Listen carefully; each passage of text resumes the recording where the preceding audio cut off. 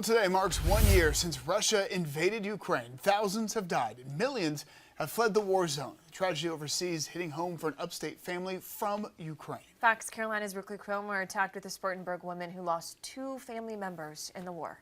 Losing our loved ones impacted everyone here. Victoria Prokopchuk's brother-in-law and 18-year-old nephew kidnapped by Russian forces in Ukraine. We received texts that they went missing. Born in Ukraine, Victoria and her husband now live in Inman, working in ministry at Tabernacle of Salvation Slavic Church.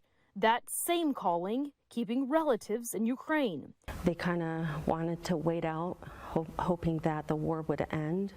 Victoria says her husband's brother Anatoly and his teenage son Alexander were at their home in Ukraine when 2 Russian soldiers came in, holding guns, asking for a ride. On November 22nd is when they went missing, after they asked to have a ride from the Russian soldiers into a local village. They never came back. It's the last time anyone saw them alive. And a week later, they found their bodies.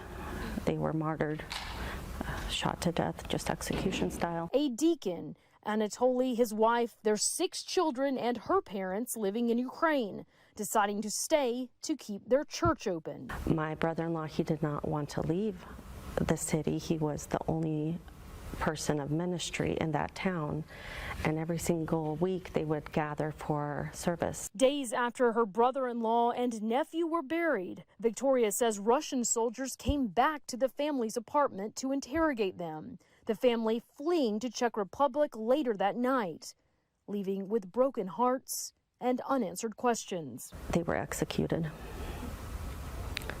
And why, we don't know. The area is under Russian occupancy, and we have no answers. In Spartanburg County, Brooklyn Cromer, Fox Carolina News.